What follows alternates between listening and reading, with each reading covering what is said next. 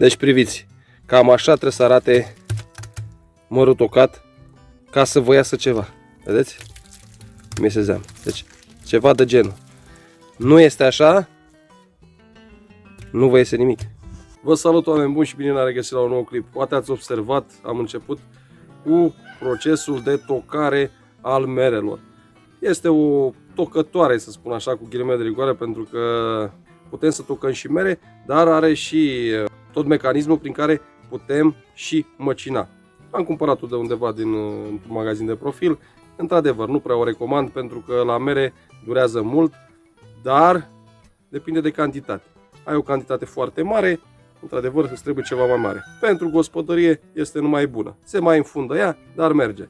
Ce vorbim noi astăzi? Cum pregătim, cum facem noi țuica de fructe. Ați văzut, deci merele trebuie tocate foarte, foarte mărunt. Nu le tocăm mărunt, nu iese nimic. Vă garantez, nu fermentează. Putem să-i punem noi, ce eu am pune, nu fermentează.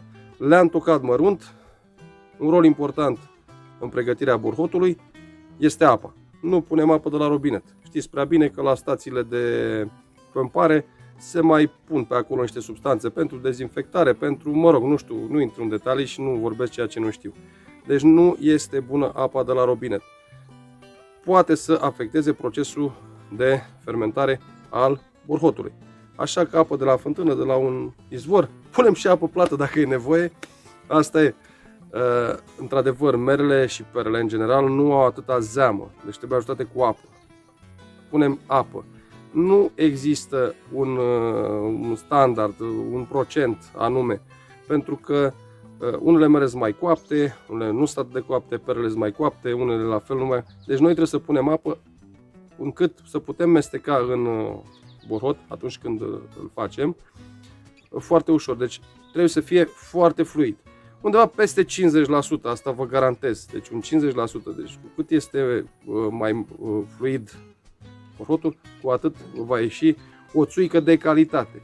Și tot vorbim de calitate, depinde ce doriți. Calitate sau cantitate. Vreți calitate, nu puneți zahăr, nu puneți nimic. Mere foarte coapte, pere foarte coapte, adunate, nu puse direct la tocat. Nu, le lăsăm pe o folie undeva, ele mai înmagazinează ceva dulceață, se mai zaharisesc, să spunem așa, și vor fi mai bine.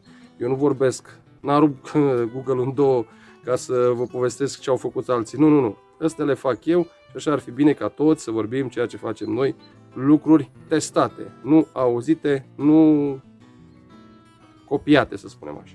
Revenim. După ce am pus apa peste merele bine tocate și am văzut că este foarte fluid, cum vă spuneam, vrei calitate, le lași așa. Va fierbe undeva, dacă e pus și mai la soare, în 40 ceva de zile, puteți să faceți țuica. Nu o puneți undeva mai la umbră, nu va fierbe. În ajutor puteți să veniți câteva cuburi de drojdie și vă spun că stârniți așa borhotul să pornească procesul de fermentare. Chestia care vă vorbeam de calitate și cantitate. Calitate nu punem zahăr, cantitate punem zahăr.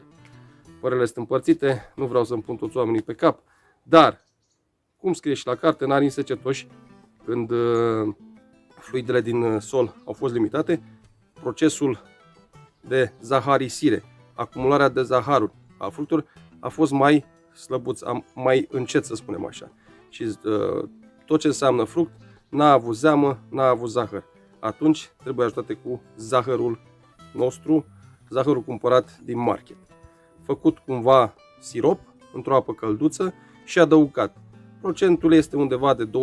Cu cât pui mai mult zahăr, cu atât vei avea cantitatea mai mare. Dar în dreapta, aici jos sub coaste, o să ai niște probleme, plus pe aici prin ceafă, nu recomand, așa că mai bine puțin și bun. Prea multe lucruri nu pot să vă spun pentru că în această perioadă nu pot să vă arăt cum se produce țuica. Dar vă pot spune cum se face și v-am spus. Deci merele trebuie bine mărunțite, apă peste ele, apă nu de la robinet, indicat este de la un izvor sau o fântână. Vrei cantitate, pui zahăr, nu vrei cantitate și vrei calitate, nu pui zahăr. E foarte simplu. Ca să agiți un pic treburile, poți să pui câteva cuburi de drojdie și tot compostul este gata de fermentat. De acolo înainte, știți prea bine, mergeți la oamenii care sunt autorizați.